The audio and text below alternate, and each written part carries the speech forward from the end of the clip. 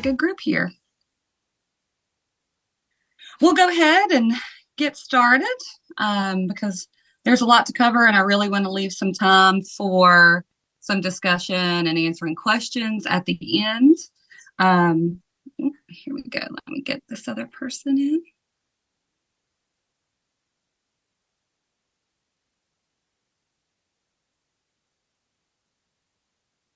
Hey, Nadine. Nadine's utilizing the chat. Please, you guys, feel free to use the chat and interact as we go through the presentation. And then I'll go over, question and answers and all that stuff at the end. But for those of you that just joined, if you don't see your initials or your picture on the panel, we've got the settings set to where unless your live camera view is on, it will hide you. But if you want to ask questions at the end and come on camera, please feel free to. Thank you all for joining us for the kickoff of the Women and Minorities in Business series on Zoom. My name is Billy Roberts. I'm with Virginia Community Capital. Virginia Community Capital is a community development financial institution, and we provide lending, investing, and community innovation services. We are delighted to have you join us for this empowering 10-week journey dedicated to fostering success and inclusivity. This series is designed to provide women and minority business leaders with the essential skills and strategies needed to excel in today's ever-evolving workplace environment. Today's session will be recorded for training and educational purposes. Now, before we get started, I want to take note that to keep the webinar flowing and to stay within our 1 hour goal, we have muted everyone. However, we do want to hear from you and ask that you please post your questions in the Q&A section or in the chat. I'll be able to moderate those as we go forward. There's so much value in asking questions and engaging in thoughtful discussions. So please don't hesitate to post. We will address your questions during and after the session. Now, without further ado, let's get ready to absorb invaluable insights, network with like-minded professionals, and ignite a path of continuous growth and development together. We are truly excited about the unique content and discussions that this series will offer, and we can't wait to kick off the series with you. So please allow me to introduce one of our remarkable speakers who will be sharing their insights with us during the series. Please meet Sandy Ratliff, Vice President and Community Innovation Advisor at Virginia Community Capital. Sandy brings an impressive 33 years of experience in economic development with a passion for supporting entrepreneurs, community revitalization, and facilitating access to capital. Her expertise and dedication have left a lasting impact on businesses and communities throughout the Commonwealth of Virginia. Throughout her career, Sandy has pioneered successful business support programs and has been actively involved in various community organizations.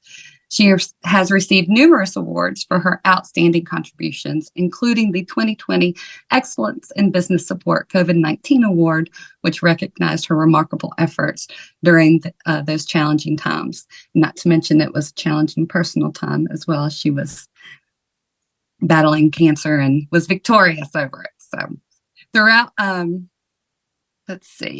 Sandy will be talking to us today about the benefits of the Small Women-Owned and Minority-Owned Business Certification Program. It's an initiative aimed at supporting underrepresented business owners that is administered by the Commonwealth. So take it away, Sandy. Thank you, Billy. Thanks for everybody for joining us today. I was looking at some of those that are viewing online, and it makes me miss. I'm not on the road like I used to be for health reasons, but I'm so glad that you're taking a little time today to spend with me, and let me share my screen. And I hope everybody can see that okay. As Billy said, I'm with Virginia Community Capital, and one of the things that I have been doing since I've been working in economic community development for almost 34 years. I started in kindergarten, but over the second half of my career, I've become very passionate about helping small business owners and entrepreneurs in Southwest Virginia access resources. And as a small business, finding new markets of opportunity can be very challenging. And one of the things that I see so many businesses miss out on is government opportunities to expand your market. So that's what I want to share with you today. I'm going to talk about how you go about doing business with the Commonwealth of Virginia. And it's not just saying that I want to sign up and you do it. You also have to register your business so that you know how to be found. And as for if you are a small woman or minority-owned business, there's a special certification that gives you access to a set-aside just for small women and minority-owned businesses. And I want to share with you what those opportunities are. But one of the things I also want to do is not only looking at government sector markets, but some private sector markets that you can use, not only the EVA system, but new opportunities that have opened up and are opening up around the Commonwealth in regards to the casino industry, because I see that as a grand opportunity for our small businesses, especially in those areas, if they're SWaM certified, to access a new market to help them. So Billy mentioned a little bit about Virginia Community Capital, but if you're not familiar with us, we've been around for a little over 15 years. We are a unique organization in the sense that we are a nonprofit but operate a for-profit bank. I think we're one of 9 in the nation that's made like that. But we focus on 3 main areas. Lending, we do everything from real estate to affordable housing lending to small businesses. We're very involved in healthy food initiatives and also clean energy. We also do advisory services like this session today, where we provide professional development opportunities for our business community in Virginia. We work a lot with our local communities also to support their initiatives in Main Street programs and to revitalize and provide technical assistance to small business owners on helping them learn how to expand their businesses and access not only capital but to resources. We also do investing, where we provide deposits for someone that wants to invest in programs in their communities that can help. They're paying back, although you're getting interest paid on that, but it's also not going to a bank that it's all over the place, all over the country. You're actually investing back into communities. We also work with grants that helps us to do some of our advisory services and also with our lending programs to be more competitive in areas, especially in rural Virginia. So we're going to talk about new markets. And if I get a little excited, bear with me, just hang on, because this is something that I think is a value of all businesses. First of all, for any business, if you're not selling a product or services and people are not able to find you, you're missing out. And there's actually 3 types of markets that you need to look at. That's customers, where you're working from a business to consumer. There's also doing business with other businesses. And then what we're going to talk a lot about today is government, which is working business to government. But I will say that I'm going to touch on other areas of those marketing channels that you can use this data to access new markets. If you're new to Virginia government market size, here's an example of some stats. By the way, Billy, all of this slides will be sent to you after the session today, that you will have this. So you don't have to take all these notes if you don't want to. But since 2001, the state of Virginia has issued over 11.8 million purchase orders to businesses like yourself who are selling to the Commonwealth of Virginia, and the state is buying from you, which to a tune of $146 billion spent. It's usually averaging around $7 million to $8 billion a year that the state of Virginia is doing annually. Not only are you registering with Virginia, but you're also accessing over 119 other vendors that are on there. And I want to show you what I mean by that as we move forward. But there's also 13,000 other small business owners. That's businesses that are under 250 employees that are registered in that system that you can sell to. Also, Virginia in their procurement does a lot of contracts. That could be contract for, let's say, it's a state-owned building and they want to contract out the lawn mowing, or they are for buying equipment or automobiles. They may do state contracts that they work with you, and could be an annual or a 2-year project. In addition, talking about your market size, when you are registered on Virginia's electronic procurement system, you're connecting to over 240 state agencies, as well as local and regional government agencies, which will add another 827 onto that list. There's also over 16,000 other certified vendors that are small, women, and minority-owned that are already on the system, and you need to be part of that as well. Why register? That gives you, which means if I'm a procurement officer at UVA-wise and I want to procure 10,000 key rings that's got UVA-wise on it, I just can't pick up the phone and say, I want to buy from you. I have to look on the system to make sure, you're on EVA, and hopefully you're also SWaM certified, which I'm going to show you why that's important to you as we move forward. You're also going to be able to access future procurement opportunities. That could be, if I'm a contractor, I can learn about a new project and it's going to be soon sent out to opportunities for bids. I want to learn all about it. There's also statewide contracts. You can be on vendor catalogs, and you can also participate in online bidding. But also, one of the other areas that I love to show people about is how you can do a lot of research on this procurement and state-owned system to help your business to be very targeted. So how do you go about registering? Some of the things you're going to need is a tax ID, which if you're already operating, you should have that. You also have to have a DUNS number, and on the registration site, there's a link that takes you right to DUNS. There should be no charge to get a DUNS number, but don't be surprised if DUNS, when you do get a number, they don't solicit to you wanting you to buy some services and reports for them. That's up to you. You will need to put all the addresses for both your headquarters. If you operate multiple locations, you want that on there. Who do you contact for solicitation, where the billing and where the orders go to. Also, who you're going to have to select who's going to manage that site. I will say that you need to be very careful and make sure that if you're assigning that to another staff person, and if that staff person should leave your employment, you better be able to have the login and password information so that you can keep your account, because I've seen several businesses, one being a large auto dealership that sold a lot of parts a few counties over, that they weren't getting any solicitations, and they didn't understand why that they weren't getting anything from the state. And we just simply looked on there, and the person that they had as the point of contact hadn't worked there in a year. So nobody was getting those solicitations and requests for bids. So that's how it goes.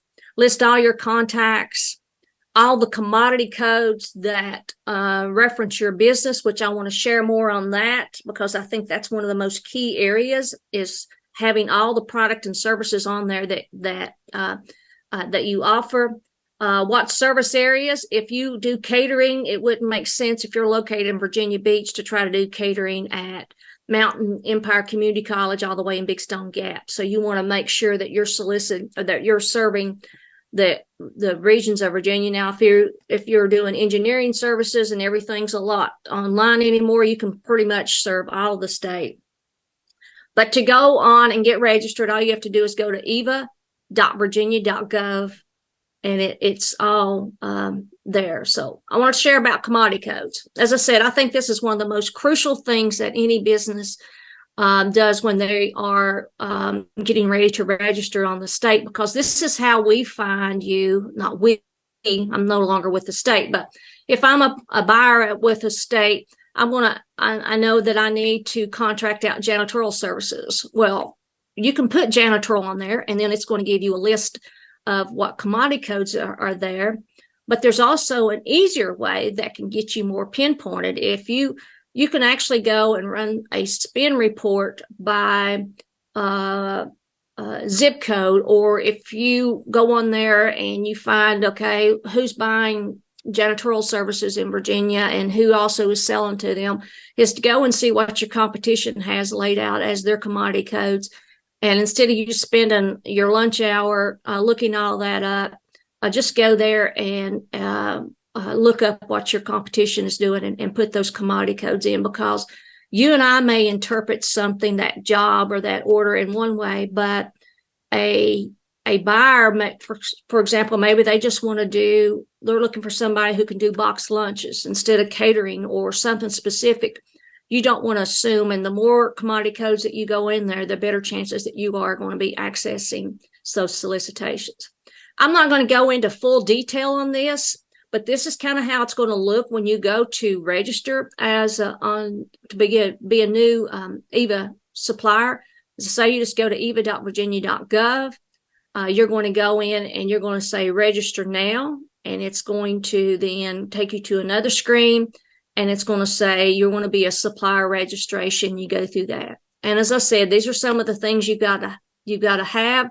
It's going to want to know what type of a company. If you've got an EIN number, you need to place that in there. If you are a small business and you have a sole proprietorship, some people, which I don't recommend it, still use their social security number, and you can do it like that. And you can go through there and you can see all the things that they require, especially if you have a W-9, how that will appear. And then it wants to know what region you're in. And then also what commodity codes that you will have. By the way, if you have any questions, just post those in the chat and Billy will yell at me, or we can just do that at the end. As I said, it's important to know where you're located, any additional addresses that you may have. And of course, then the EVA has a memorandum of agreement, and you have to accept that to go forward. So now you're ready and you've got to register your business. One of the things you need to do is set up your password. And again, try to put that and save that somewhere where it's not easily found, but if needed, you know how to access your account. As I say, that's very important if you are assigning this task to someone else in your organization. And I will mention too, that's happened to clients before in the past. When, by the way, I used to work with the state, with the Department of Small Business and Supplier Diversity. So I used to do a lot of teaching and helping people that got messed up on their accounts. And one of the things is, if your email address changes, you might need to go in and change that on your account too, so that you can get those solicitations. It'll ask you for some information about your company. You can also go in there and when you get registered, you can start, like if I want to go in on Friday afternoons or on Monday mornings, go in and see what kind of solicitations I've received, business opportunities, RFP requests. You can go there. There's also going to be some legal documentation that you're going to have to include. Any certifications, any other documents in regards to your registration will be there. Again, I'm not going to go through all of these. You can see this, but it's going to ask you all of this. But I would suggest do everything at once if you can. That way you're not lost, and we get busy and we forget something. Just do it all while you've got it out. But be prepared, have everything ready when you go to register. Now, one of the other things that's important, not only being on Virginia's electronic procurement system, or as we say, EVA, is if you are a small woman or minority-owned business, I highly, highly recommend that you go through the certification process to be certified in Virginia, because there is a special set aside, a goal of 42% of all of those billions of dollars that the state is procuring annually has to go to a small woman or minority-owned business. And again, a small business is a minimum of course, you have to be 51% ownership has to be to a woman and minority-owned. And you can have no more than 250 employees or less, and no more than 10 million annual receipts for your business, and that's the special set aside. And there is, why I do that is, again, there's special set asides for procurement. But one of the things you have to know too, if there's a bid that's over 100,000, the way it works in Virginia, there's an invitation for a bid that's sent out to you that will have all the specifics and so forth, and specifications. And a lot of times those are based on price. There's also, you can receive requests for proposals, an RFP. In that case, you also have it's a competitive negotiation, but you can learn more and have, for example, maybe you see something in that RFP and you think, well, there's another way we can do this. You can negotiate and work with the agency that's submitting that RFP to learn more and provide some vendor solutions. And the award is made by the best overall proposal. In this case, it's not always the price, but what else that you can bring to the table to bring value for it. Purchasing requirements, if it's under 10,000 or under, I only have to have one bid. And again, I've got to, I want to try to award that to a micro business, a SWaM vendor, because I need that to get those numbers for the special set aside. If it's 10,000 to 100,000, that's a bid process. And again, I still want to try to get that business to a SWaM certified vendor. Now, to get registered, and again, I suggest if you're doing your EVA, that to go ahead and do the SWaM certification while you're doing it, because you got your desk covered up with all your paperwork. Do it then and just get them all out at the same time. But the SWaM certification program is managed through the Department of Small Business and Supplier Diversity. When you go through the application process and you are approved, that certification is yours for 5 years, and then you have to recertify. And I will say, again, an area that a number of clients missed up on in the past that I had to work with is that they didn't get the email that their certification would be expiring and they needed to get recertified, because if your certification expires and you've not recertified, it's a pain in the butt to get the recertification, and there's more hoops that you have to go through. So again, that's why it's important to keep your contact information active and valid so that you're not missing out on these opportunities. And the link there is to just go to the Small Business and Supplier Diversity website and to go through the SWaM certification and the forms you're going to need.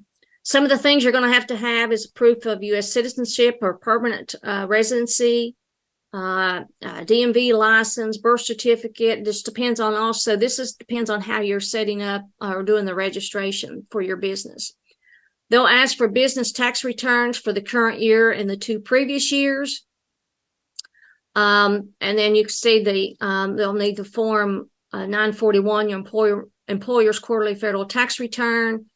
Also documentation proof of the owner's contributions to the business. And I'll mention this because in years past, a lot of people, men were putting their businesses in their wife's name so that they could go and get the women certification for their small business.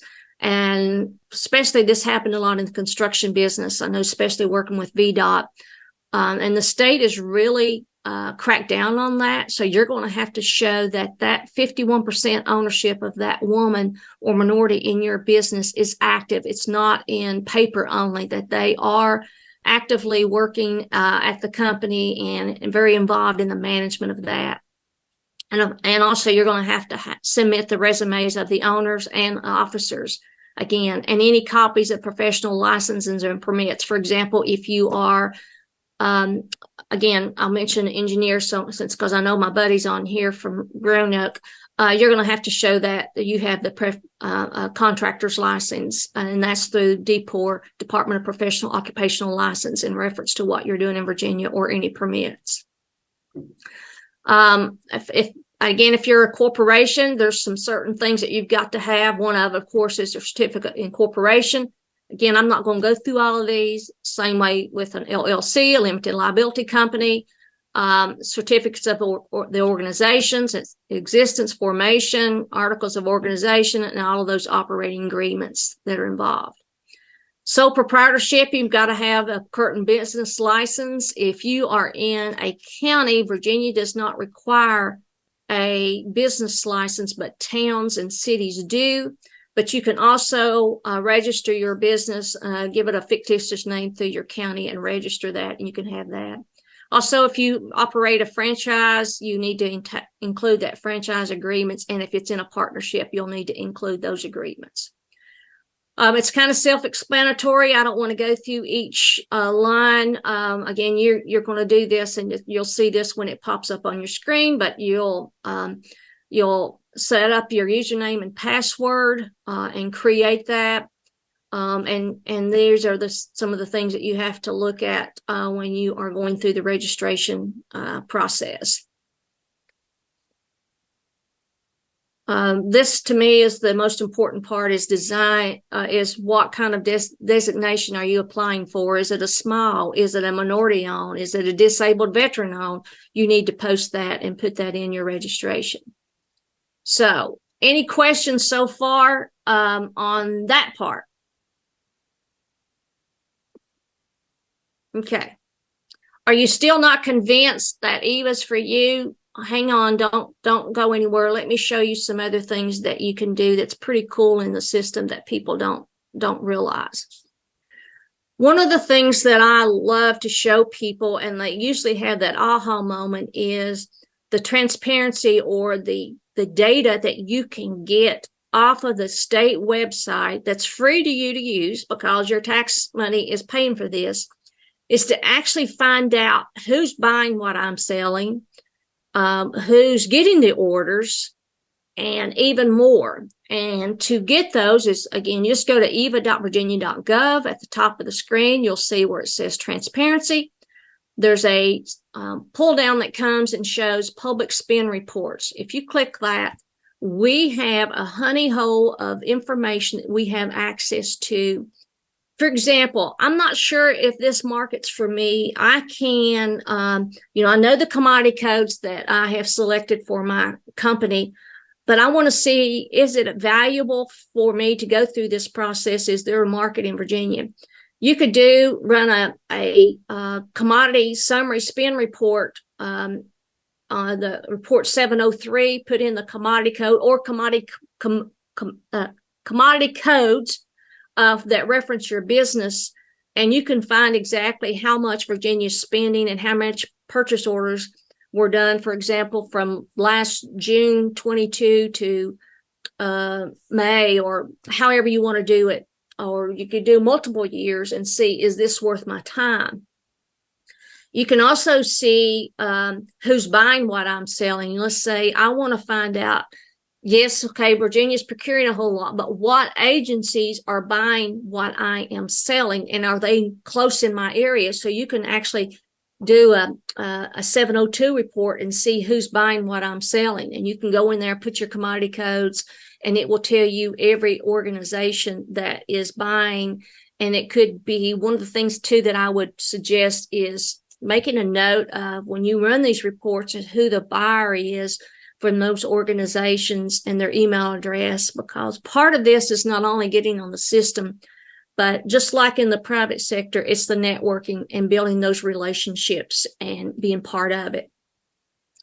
There is also, you can go in there and find, for example, I want to find every vendor that is registered in Virginia that are selling the same product and services that I am. And you could do a vendor data 720 report, and that will tell you everybody that provides my services. The reason I mention that is, let's say that you are an HVAC company and you are wanting to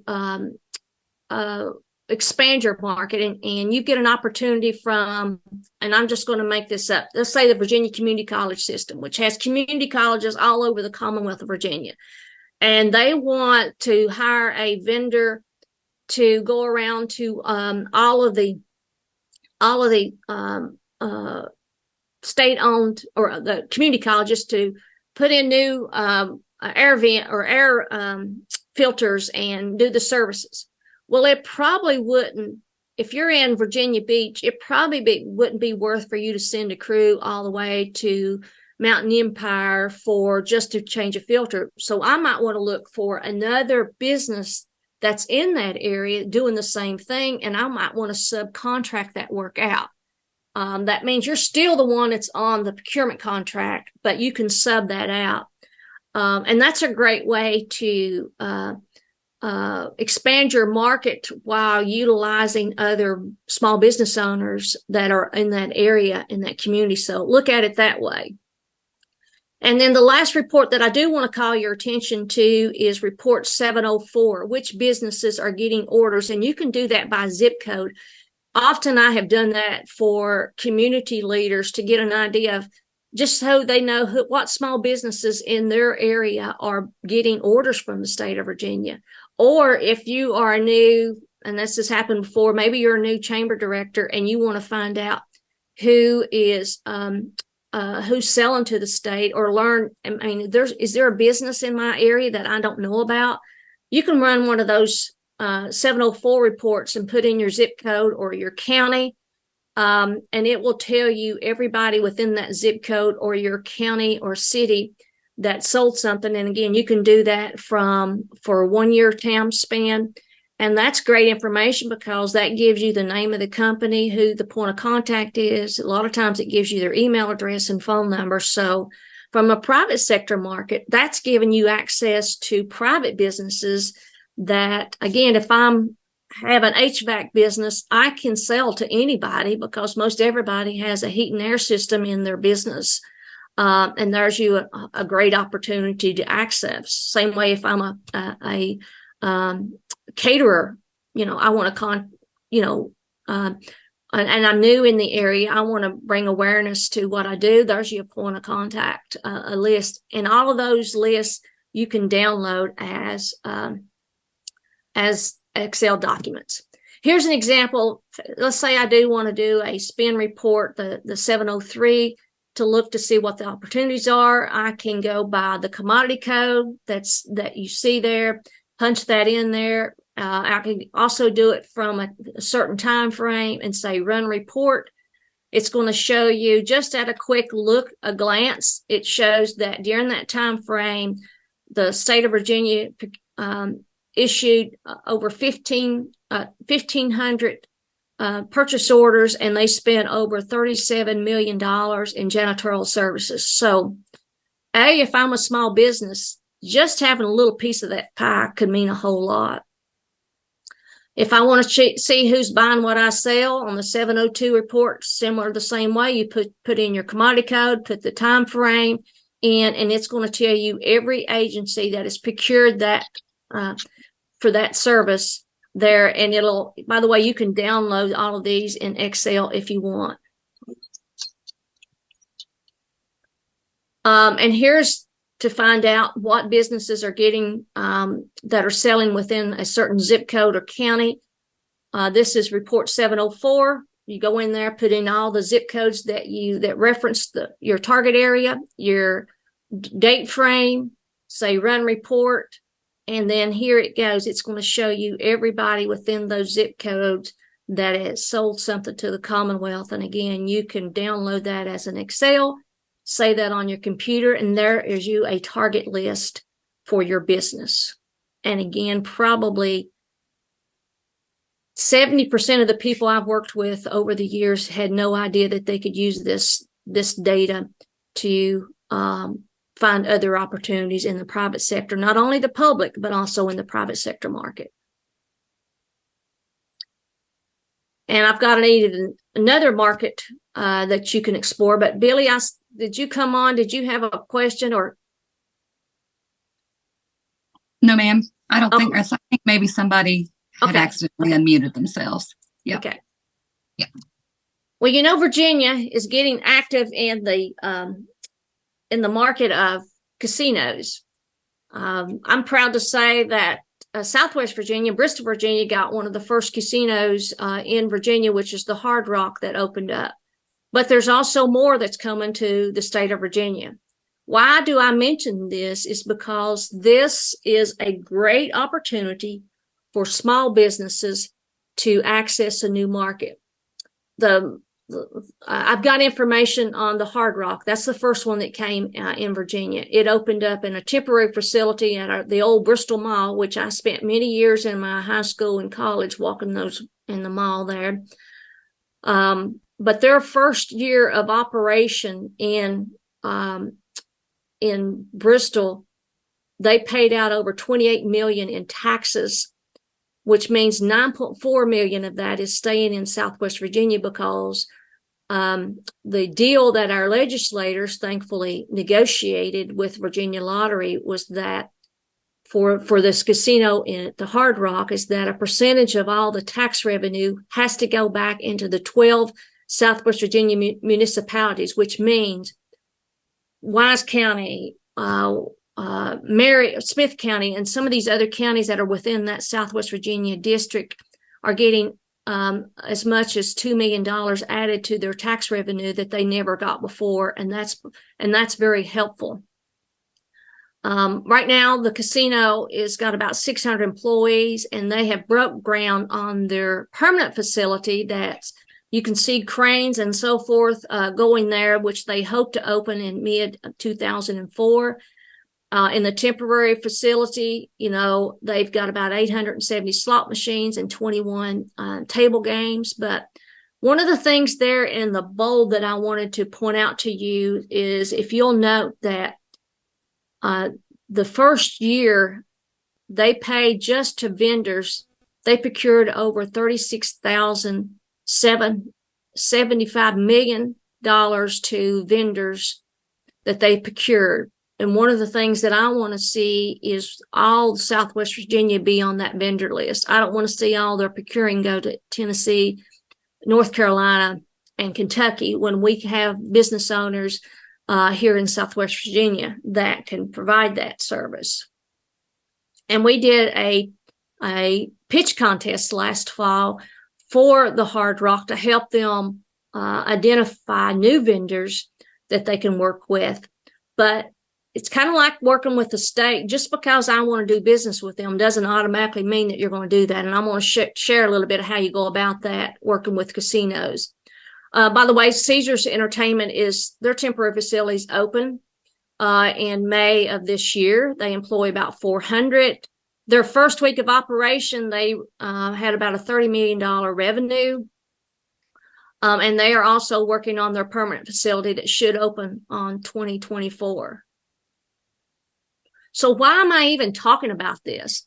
I think these casinos, once they get up and they have their permanent facility, for example, at the Hard Rock, they're going to have 300 a hotel with about 300 rooms. They're going to also have a entertainment center where they're going to have live concerts and all kinds of things. And there's going to be more stores, gift stores, and other things coming and going. That's like a mini city. And for a small business, getting, let's say you get an order for 1 month for $6,000 from the casino, that can mean a whole lot to your bottom line. Allow you to hire an additional staff person, or you get a number of those orders, then you're going to be able to buy new equipment or a new delivery truck, whatever it is. So I want to mention that because there's opportunities. For example, the Hard Rock, the first year they've had over 1 million visitors. How many they employ, their jackpots that's been awarded, same way with the Caesars, that's 400 employees. That means there's a lot of people coming and going, in addition to visitors that they're procuring things. You've got the Rivers Casino in Portsmouth that's going to be opening. You've got the Headwaters, a resort in Norfolk that's going to be opening next year. And we'll see what the Richmond voters decide about the fall election if they're going to allow a casino to go into Richmond. But just these 4 that are either open or getting ready to open, what markets that can mean to you as a small business owner is something that to me, working in economic and community development for the last 34 years, I've never seen an opportunity for small businesses to get a piece of the action. And, when the opportunity's there, you got to take advantage of it.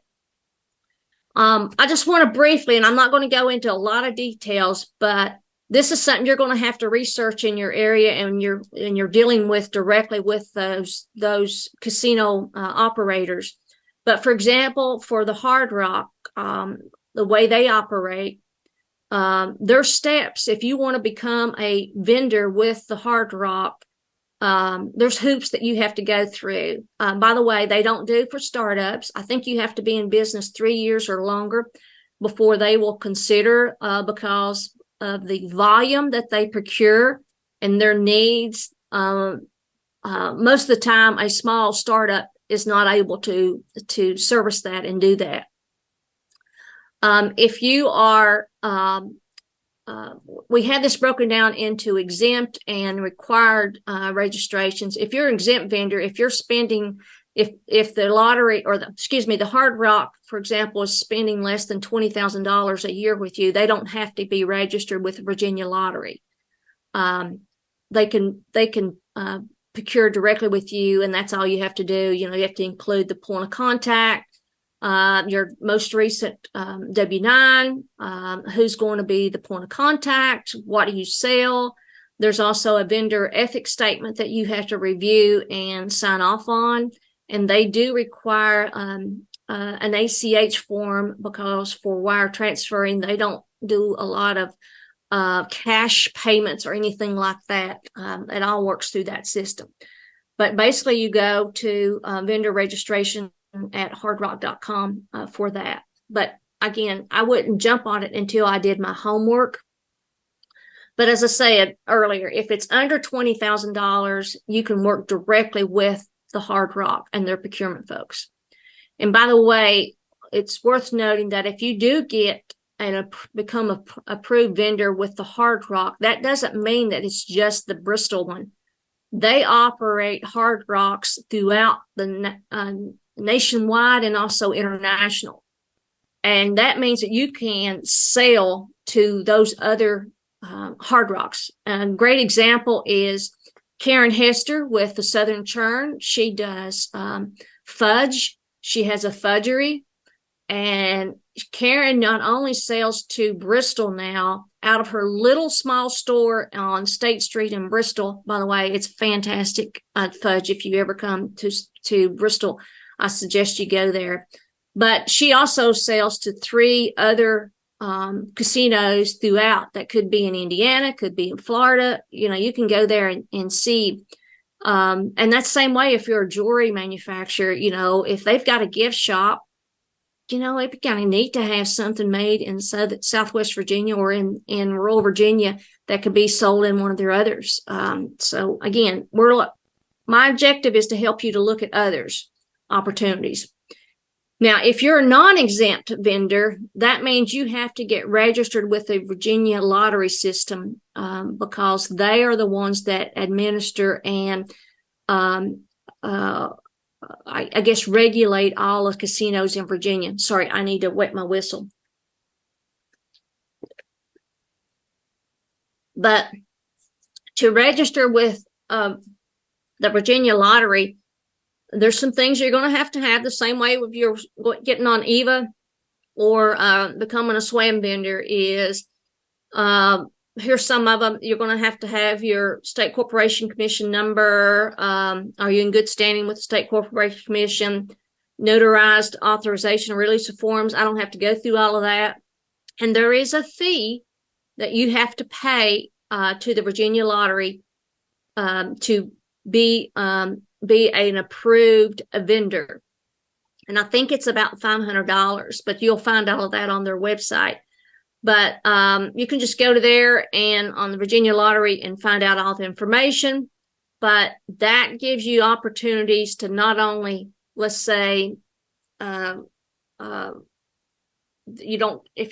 you're approved at Hard Rock and then you decide you want to do Caesars and so forth, that can really open up opportunities for you, and you will probably end up, again, if it's over that you'd be selling over $20,000, then you have to be registered with the Virginia Lottery, and I do recommend that. And as I mentioned earlier, since the Virginia Lottery is the regulating board for all of these casinos, they also have to meet that set aside for a SWaM vendor, a small woman minority-owned vendor. So it's vital that you, especially if it's under 20,000 and you're an exempt vendor, that you are get your certification as a SWaM.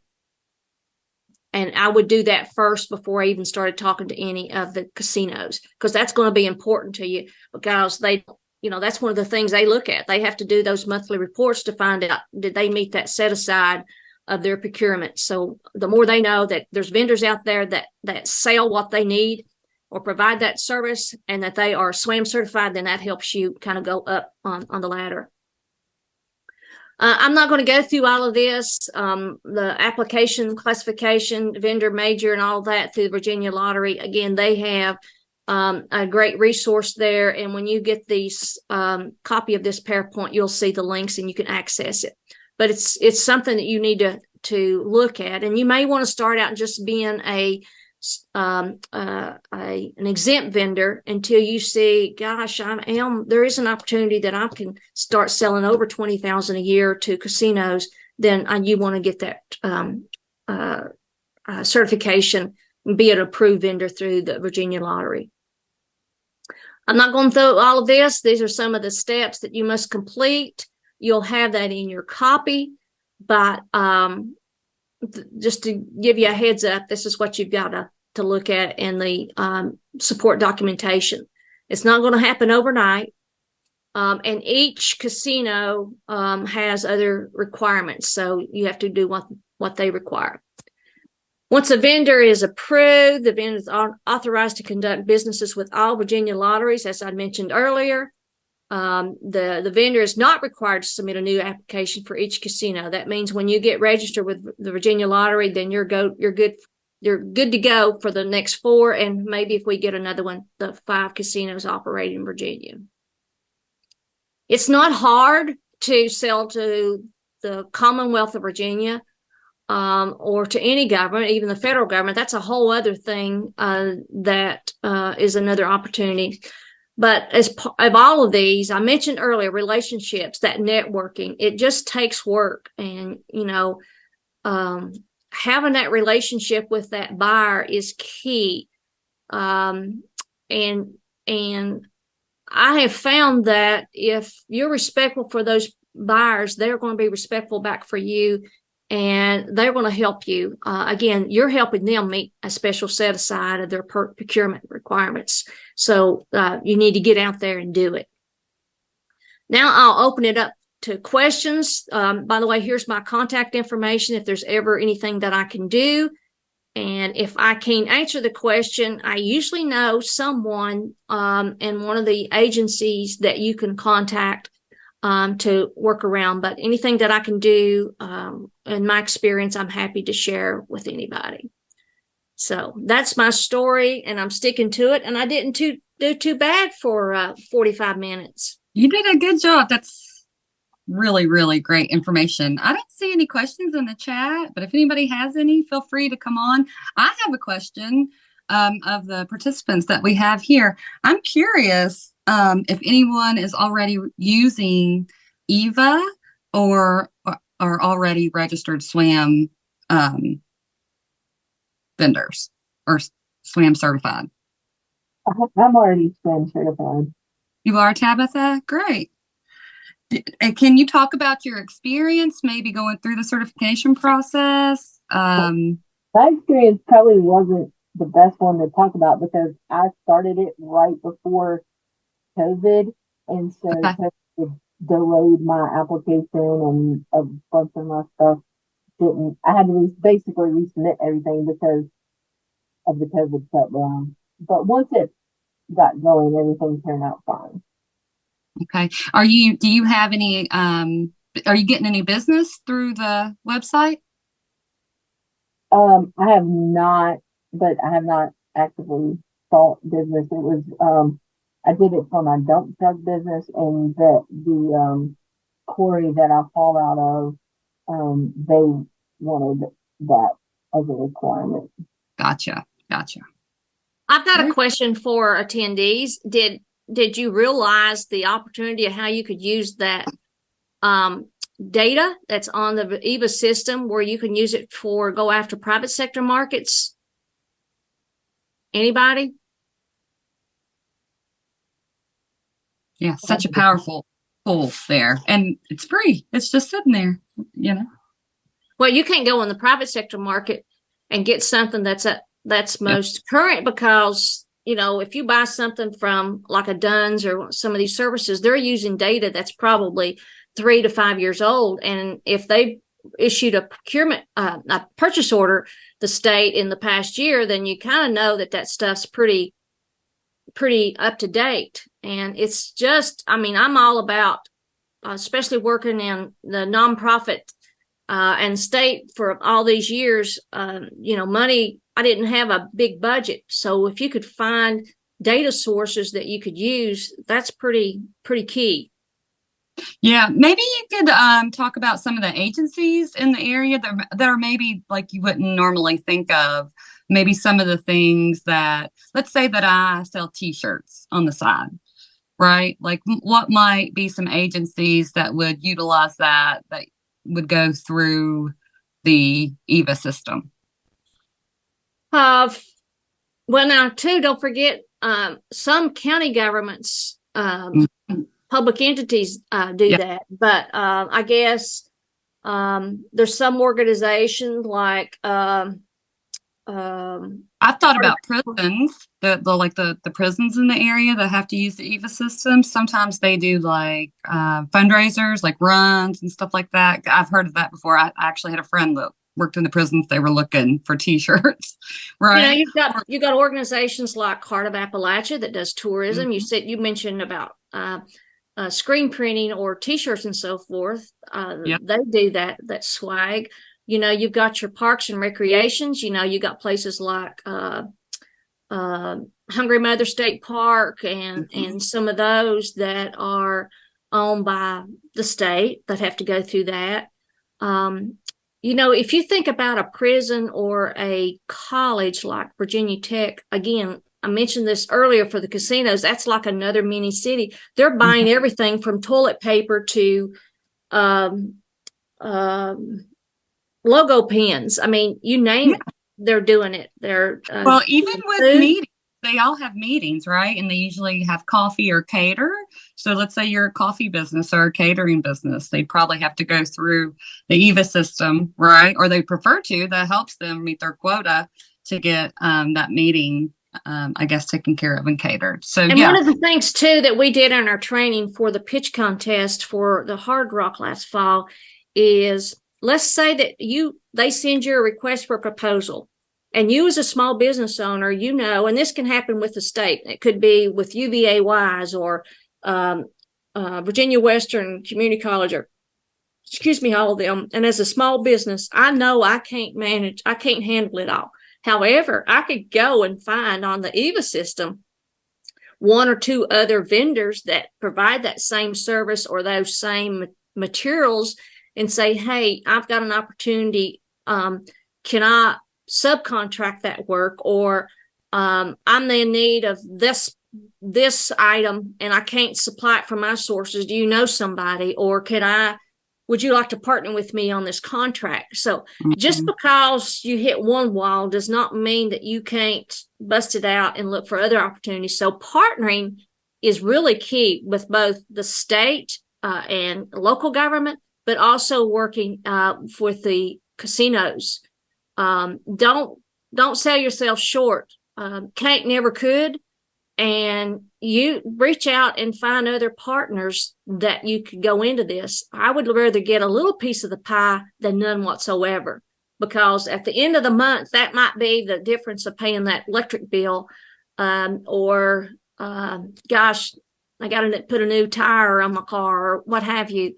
So it's just a way for you to expand, as well as, again, same case.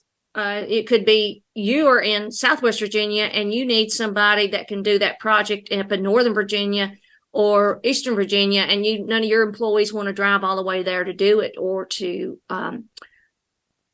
make it happen. And I know of people that have started businesses and that's all they do is sell to the state, and they never touch a product. They are just a friend of mine, a woman in Bristol. When she moved to the area, she asked about business opportunities, and I mentioned about this, just selling as a small business and woman owned. There could be an opportunity. And the last time that I had checked her stats, she was selling over $1 million a year to the Commonwealth of Virginia, and she had 3 employees, and they never touched a product. All they were doing was responding to RFPs, finding a source for that product, and then having it direct shipped.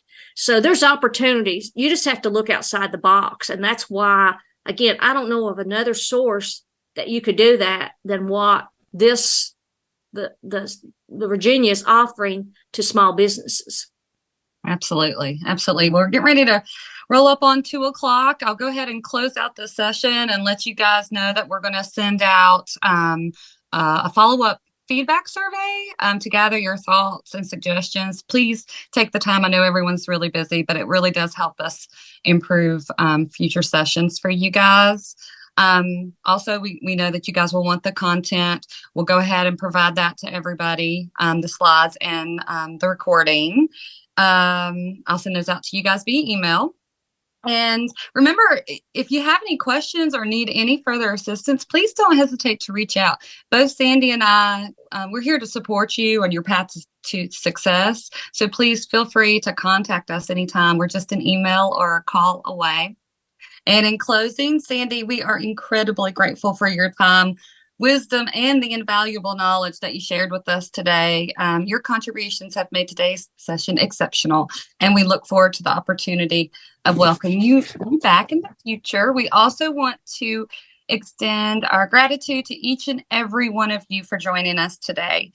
Your presence and your participation really has enriched the seminar and has made it a really engaging experience. We look forward to seeing you at our upcoming sessions. Don't forget to mark your calendars for our next session on October 3rd. And that session's actually at 11 a.m., but I'll send everyone out reminders. We will be delving into the world of side hustles and the critical topic of avoiding scams that can impact aspiring entrepreneurs. Really cool topic. Our guest speaker is the famous Carl Knobloch. He is the district director of the Virginia Small Business Administration. Wonderful fella. If you have not met him, it will be worth your time to join us next week as he'll talk about these topics and give lots and lots of good information. So thank you all. And until next time, we'll see you. Have a great rest of the day. Thanks, Andy. Bye-bye.